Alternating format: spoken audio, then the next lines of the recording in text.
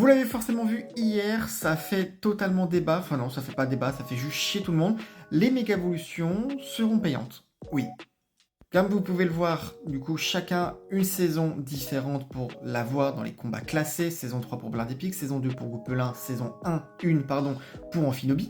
Si vous voulez un peu de lecture, je vous laisserai faire pause, mais en gros, ça sera des récompenses de rang, c'est-à-dire qu'il faudra gagner énormément de matchs, possiblement, pour les avoir. Donc si vous en avez rien à foutre de la strat comme moi, vous allez forcément vous faire baiser, je pense, et vous aurez jamais les 2 méga gemmes de Blind Epic et du Gopelin.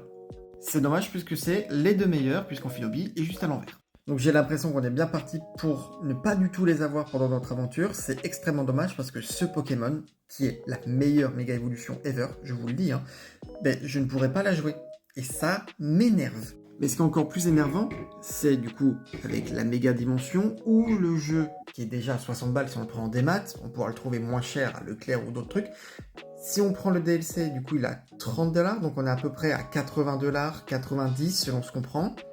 En plus, si vous avez, on peut rajouter du coup la Switch 1, le portage sur Switch 2, qui rajoute 10$. Et en plus de ça, du coup, bah, il faut le online pour faire les combats.